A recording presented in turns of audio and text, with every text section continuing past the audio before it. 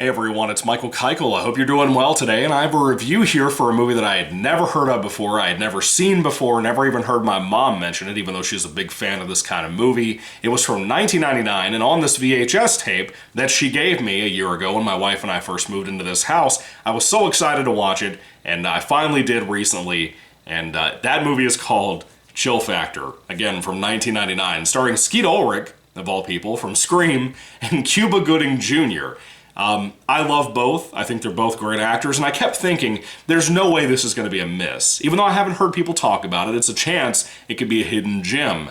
And well,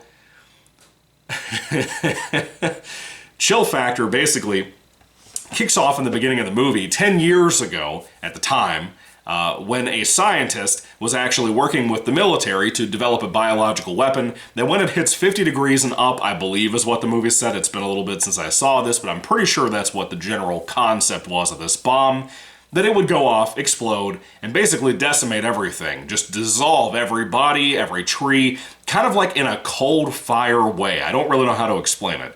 But if it touches you, you're dead. There's no surviving it. And a bunch of the military men on this island where they're testing this die, and the only people to survive this incident are the scientist and the lead general, commander, whatever this guy was.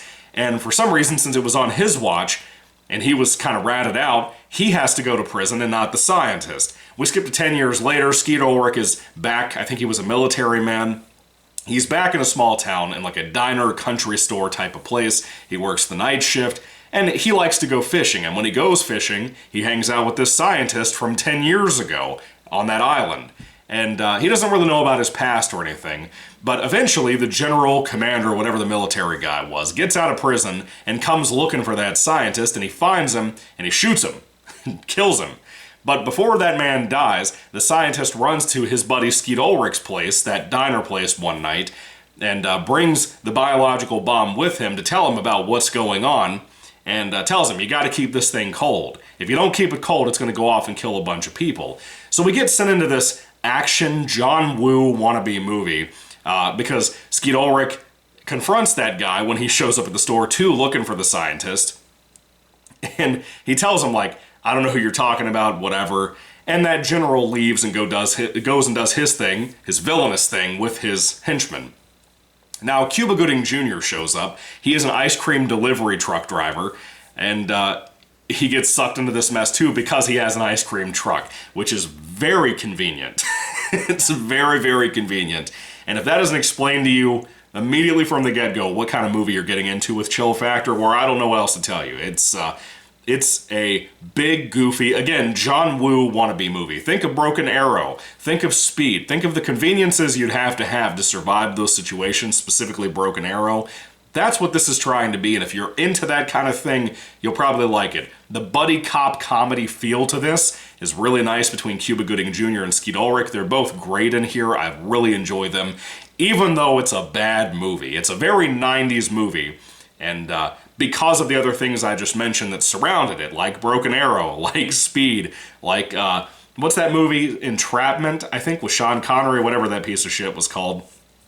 Chill Factor's like that kind of 90s action thriller, Con Air, those kinds of things are the big influence for this movie. And it's not as good as those. The score is really cheesy. It's a cheesy movie in general, and it's not really that good. But it was mildly entertaining for how bad it was, and literally the ending of the film, like the final minute of the movie, is embarrassingly stupid. Like in a fun way, but that's it. The movie's dumb. The CGI effects in this, especially in the beginning with the island bomb going off, is shocking to say the least. Even for the 90s, it was terrible, man.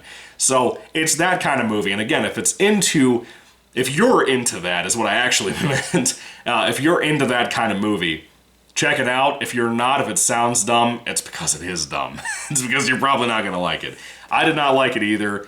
I probably won't keep this in my collection, but Chill Factor overall was at least something to experience something new that I had never heard of, never experienced, and loving these two actors. I don't feel like I completely wasted my time, but man, it was bad. If I had to rate Chill Factor on a 5-star basis, I'd give it like a 3 out of 5 stars, a little bit closer to a 2, but I'll settle for a 3 just because it's a stretch, but it was entertaining, but it was because it was a bad entertaining, so Check it out if you haven't seen it before. Anyway, thank you all for watching, guys. Have you seen Chill Factor? What do you think about it? Let me know your thoughts and comments about this this experience of a movie down in the comments section down below. By the way, Skeet Ulrich deserved a bigger career. I really like him a lot. He never really got to do much outside of Scream. I think this was his other big budget movie, but I don't think he did much of anything outside of that. The only other film I've ever seen him in that I thought was genuinely good, I've only seen it one time, so give me the benefit of the doubt, was this movie that was... It had a title that was used for a theatrical release as well. It was...